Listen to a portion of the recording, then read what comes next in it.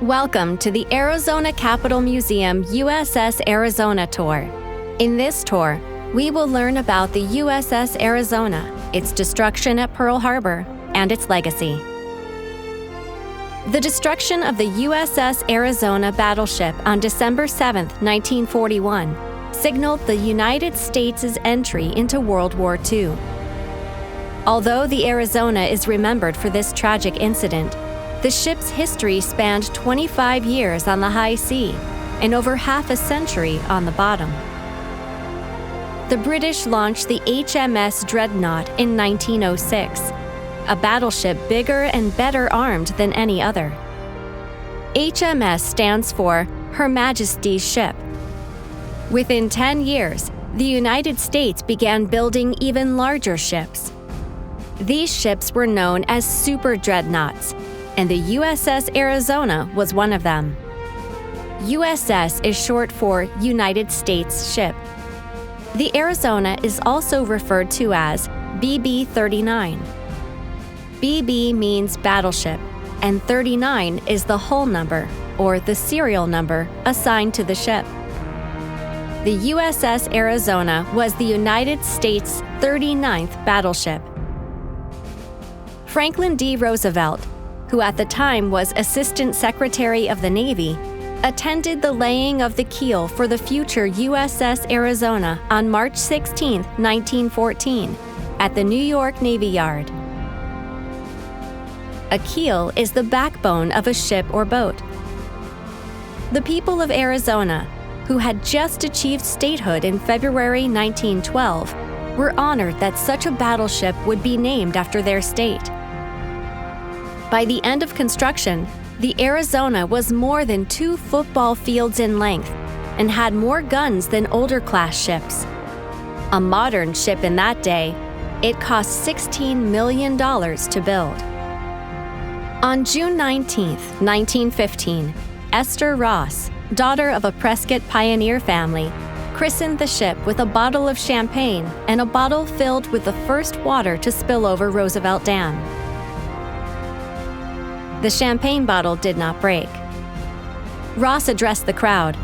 "Mr. Secretary, friends, this is the proudest day of my life because I have christened the largest battleship in the world with the name of the greatest state in the Union." The Arizona was commissioned on October 16, 1916.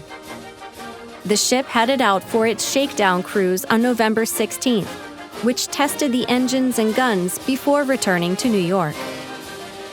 The ship was assigned to the Atlantic Fleet. The crew practiced sea maneuvers and gunnery drills while the world was plunged into World War I. The Arizona did not see much action during the war. However, in December 1918, it joined the fleet of ships escorting President Woodrow Wilson to Brest, France, for the Paris Peace Conference. After the war, the USS Arizona and its crew were reassigned to the Pacific Fleet. They left for their new home port of San Pedro, California in 1921. The Arizona was a floating city where the men balanced work and play. Sports were an important part of life. When on port, crews competed for trophies and honors. Lines to leave the ship for liberty or shore leave were always long. The USS Arizona needed a major overhaul by the late 1920s. Between 1929 and 1931, most of the superstructure was updated. The familiar tripod masts replaced the cage masts. Additional steel was added to protect against torpedoes, and new boilers and turbines increased the ship's power. The Arizona returned to service on March 3, 1931, in time to host President Herbert Hoover on his Caribbean vacation before returning to the Pacific Fleet. As the 1930s ended, tensions were increasing, and Imperial Japan and the United States prepared for war in the Pacific. The U.S. Pacific Fleet moved to Pearl Harbor in 1940. This is the last known photograph of the USS Arizona before sinking. The ship was outfitted with additional weapons in Puget Sound, Washington, before navigating back to Pearl Harbor in January 1941. The Imperial Japanese military was already planning an attack on the United States for late 1941. Their goal in attacking the U.S. at Pearl Harbor was to prevent the U.S. Pacific Fleet from interfering in Japan's conquest of Southeast Asia and to become the dominant power in the Pacific. Their ambition was driven by their shortage of natural resources like oil, minerals, and steel. In preparation for a potential attack, the U.S. Pacific Fleet practiced battle maneuvers on a weekly basis, while diplomats in Washington, D.C. continued negotiations with the Japanese government. The Japanese military began attack preparations early on Sunday, December 7, 1941. At Pearl Harbor, crewmen were raising their ship's flags when the planes descended at 7:55 a.m. Honolulu time. Waves of aircraft attacked military airfields on their way to Pearl Harbor. Pilots sent down a hail of bullets and bombs on U.S. planes, lined up in rows on the runways.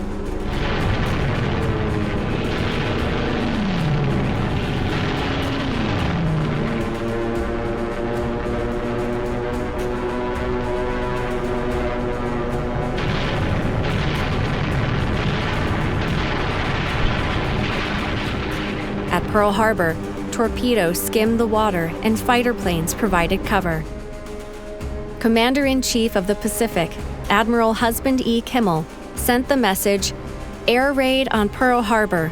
This is not drill." Crewmen rushed to their stations as the attacking pilots dropped bombs and strafed the area with bullets.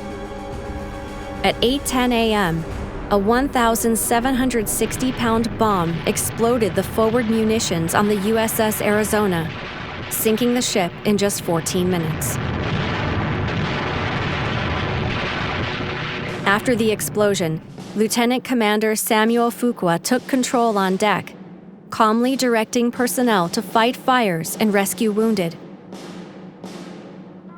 He was the last man to leave the ship, and he earned the Congressional Medal of Honor for his actions that morning.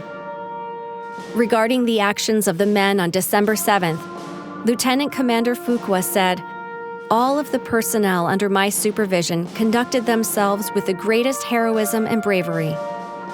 During the attack, many crewmen were left on damaged ships or thrown into water burning with oil. Rescue boats picked up many, while others swam to safety on Ford Island. 1,177 sailors and Marines were killed on the USS Arizona, including Rear Admiral Isaac C. Kidd and Captain Franklin Van Valkenburg, the ship's commanding officer. 337 crewmen survived. 2 hours later, the attack was over and damage assessments began. 8 battleships, 3 light cruisers, 3 destroyers, 4 auxiliary craft, and over 320 aircraft were damaged or destroyed.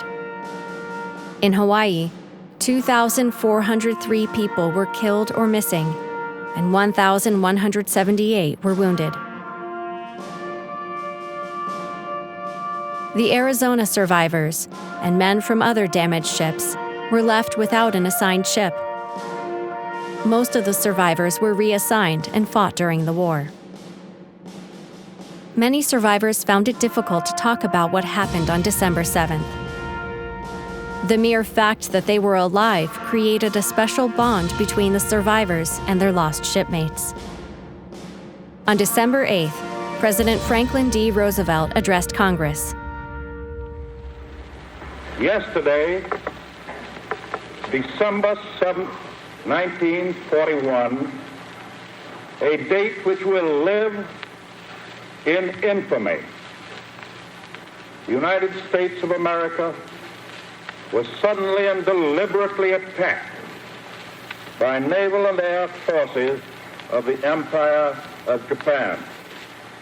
I ask that the Congress declare that since the unprovoked and dastardly attack by Japan on Sunday, December 7th, 1941, a state of war has existed between the United States and the Japanese Empire. Within days, Germany and Italy declared war on the United States. The United States joined the Allies to fight the Axis powers in World War II. Within a week, Navy divers began exploring the wreckage of the Arizona and discovered that the ship had been ripped apart at the bow. They salvaged what they could for 2 years and removed the superstructure above water. On December 1st, 1942, the Arizona was stricken from the books of commissioned ships. The few bodies removed during salvage operation were buried on Oahu. Those that remain on board are considered buried at sea by the U.S. Navy.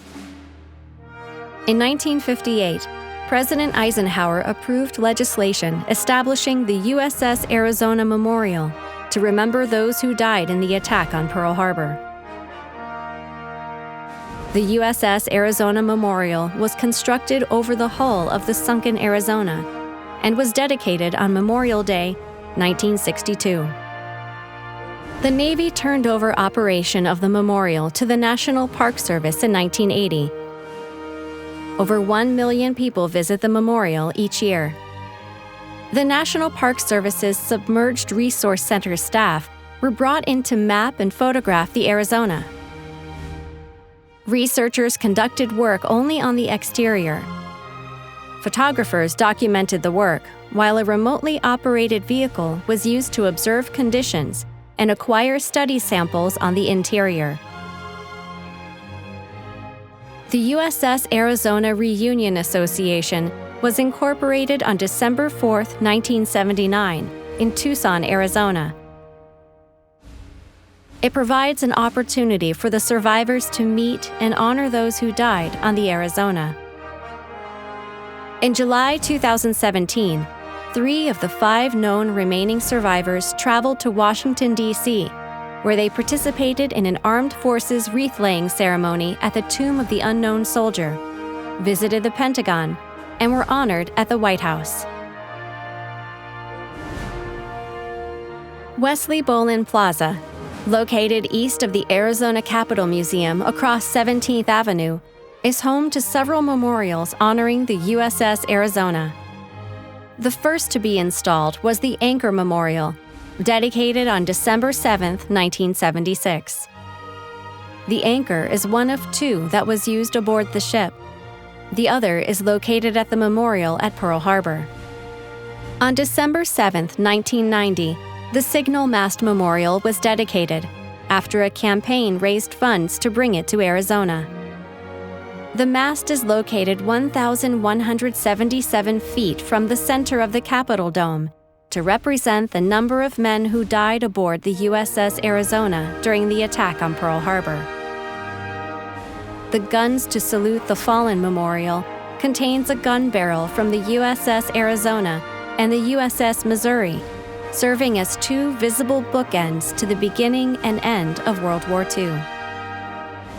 Between the gun barrels, steel pillars in the shape of a battleship hull honor the 1,902 Arizona men and women from the various military branches who died in World War II. A ship's silver service is made up of presentation and serving dishes, including a coffee urn and water pitcher, punch bowl and goblets, serving platters, candle holders, and vases. It is often confused with the silver tableware, everyday utensils such as knives and forks. Customarily, a ship's silver service was provided by its namesake state. Arizona was asked to purchase a service for the USS Arizona in 1915. Governor George W.P. Hunt opposed the use of tax money for this purpose. The legislature agreed, and the request was denied. A civilian commission led by 2 Nogales residents, Mayor Lee W. Mix and Alan T. Bird, raised the money privately to acquire a silver service for the battleship. Reed and Barton, one of America's oldest private silversmiths, agreed to produce the set at the 1914 silver price, a 50% savings, incorporate copper in the design, and include a statue of a hard rock copper miner. A few of the 87 sterling silver pieces were created with copper-plated sterling to recognize the source of Arizona's mineral wealth. The designers also wanted to showcase the many artistic scenes of Arizona life, depicting the spirit and progress of the new state. The statue of the miner represents Arizona's major copper industry. It was considered the principal piece in the silver service, and at a cost of $1,000, it was the most expensive. Taking inspiration from artist Lon McGargy, who painted 15 large murals for the Arizona State Capitol in 1913 and 1914, the designers used the paintings Spirit of Arizona, Irrigation, Casa Grande Ruins, and San Xavier del Bac on the silver. The bill for the service came to almost $9,000, yet less than $1,000 had been raised by the time work was completed on July 4, 1916. William A. Clark, owner of the United Verde copper mine in Jerome, donated $5,000 in the spring of 1917.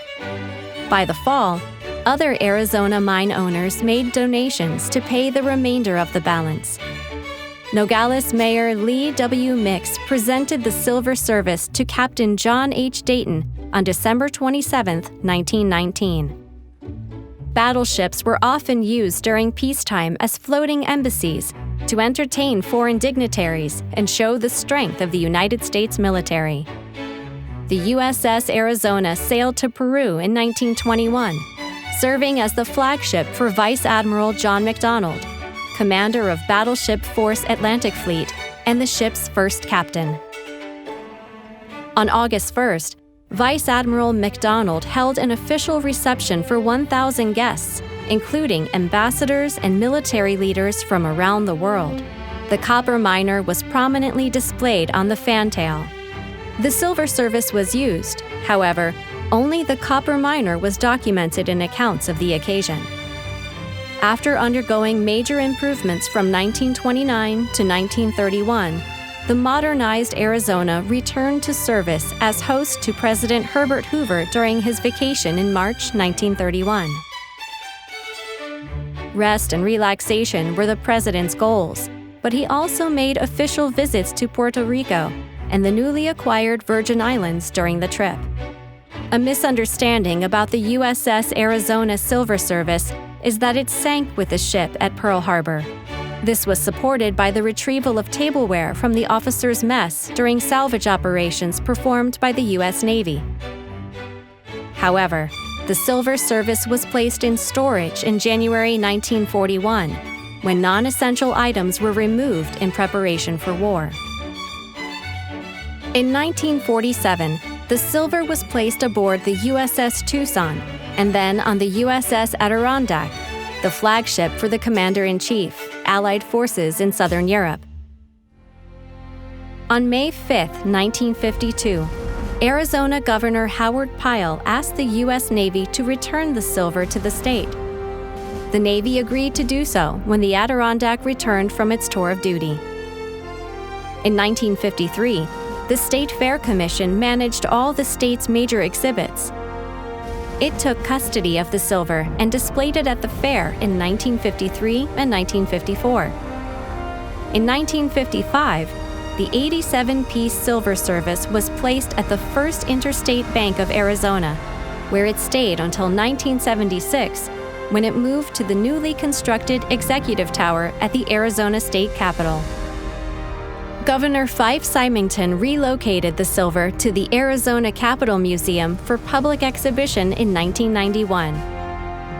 It has been in the museum since that time.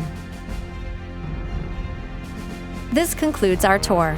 For more information on the Arizona Capitol Museum, our virtual resources, and an opportunity to speak with one of our museum educators, please visit our website at azlibrary.gov/azcm.